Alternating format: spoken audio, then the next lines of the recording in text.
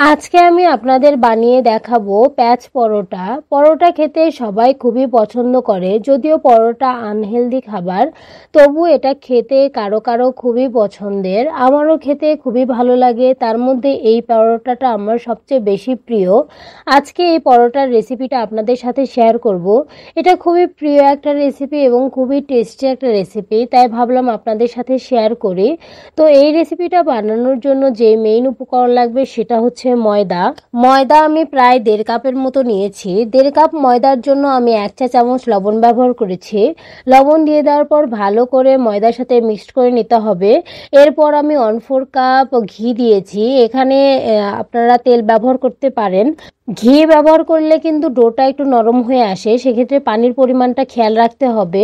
এরপরে দিয়ে দিলাম একেবারে গরম পানি, যেটা আমি ফুটিয়ে নিয়েছিলাম। অবশ্যই গরম পানি ব্যবহার করতে হবে। ময়দার সাথে পানিটা ভালো করে ব্যবহার করে একটা মসৃণ ডো তৈরি করে নেব। আপনারা ভিডিওতে দেখতেই পাচ্ছেন যে কতটা মসৃণ হয়েছে। আমি 10 মিনিটের জন্য আটাগুলো ঢেকে রেখেছিলাম। এখানে ঢেকে না রাখলেও কোনো সমস্যা নেই, সাথে সাথে বানালেও কোনো প্রবলেম নেই। আমি সামান্য একটু আটা দিয়ে ভালো করে ডোটা মথে নিলাম। আমি 1.5 কাপের মতো আটা দিয়ে 5টার মতো পরোটা বানানোর চেষ্টা করেছি। পরোটাগুলো কিন্তু একেবারে ছোট সাইজ হয়নি, বড় বড়ই হয়েছে। আমি 5টা ভাগ করে নিয়ে 4টা ভাগ তুলে রেখেছি। একটা ভাগ দিয়ে আমি প্রথমে পরোটা বানাচ্ছি। এইটা প্যাঁচ পরোটা কিন্তু অনেকটা আমরা যে পরোটা রেগুলার খাই সেটার মতোই স্বাদ, শুধু বানানোর ক্ষেত্রে একটু ভিন্নতা অবলম্বন করা হয়, এই কারণে এটার নাম হয়তো এরকম। এই পরোটাটা আমার খুবই প্রিয়, তাই ভাবলাম আপনাদের সাথে শেয়ার করি। 1 ভাগ ময়দা দিয়ে পাতলা রুটি বেলে তারপর তেল মাখাতে হবে। আমি রুটিটা একদম গোল করে বেলে নিচ্ছি। গোল করে বেলা হয়ে যাওয়ার পর এরপর তেল দিয়ে নিব। তেল দেওয়ার ভিডিওর যে ক্লিপটা সেটা আমি তুলতে ভুলে গিয়েছিলাম, আপনারা অবশ্যই ওপরে তেল দিয়ে নেবেন।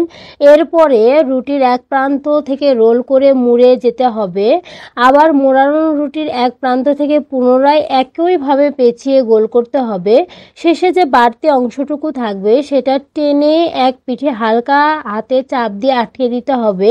আমি ভিডিওতে যেরকম দেখালাম, পিঁড়িতে সামান্য আটা ছিটিয়ে এটা আবার গোল করে আমি বেলে নিয়েছি।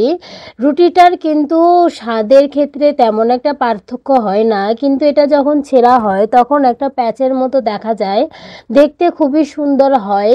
এটা যেহেতু লেয়ার অন্যটা হয়, তাই সাধারণ যে পরোটা সেটার চেয়ে সামান্য একটু স্বাদের পরিবর্তন হয়। আমরা যেরকম একই পেঁয়াজ গোল করে কাটলে, লম্বা করে কাটলে স্বাদের তফাৎটাও কিন্তু ভিন্ন ভিন্ন হয়। কেউ কখনো লক্ষ্য করেছেন কিনা?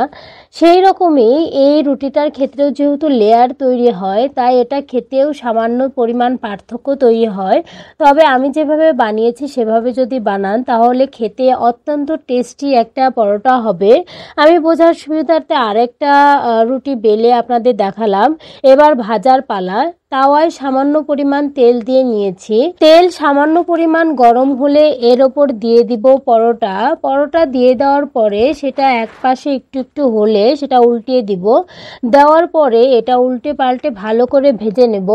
যখন আপনারা পরোটা দেবেন, মানে ভাজা যখন হয়ে যাবে অল্প অল্প, তখনই বুঝতে পারবেন এটার নাম কেন প্যাঁচ পরোটা দেওয়া হয়েছে। ভেতরে একটা প্যাঁচের মতো তৈরি হয়। পরোটাগুলো একটু লাল লাল করে ভেজেছি। এইরকম করে ভাজলে খুবই টেস্টি হয়। আমি কম তেলে এরকম পরোটা ভেজে খেতে যে কি ভালো লাগে। সামান্য তেলে যদি সকালবেলা এরকম পরোটা পাওয়া যায়, তার সাথে এরকম 1 বাটি দম পাওয়া যায়, তাহলে তো আরও কথাই নেই। এটা কিন্তু কলার দম, দেখে বোঝা যাচ্ছে কিনা। আমি আগের ভিডিওতে কলার দম শেয়ার করেছিলাম, কেউ যদি ভিডিওটি দেখতে চান তাহলে দেখে নিতে পারেন।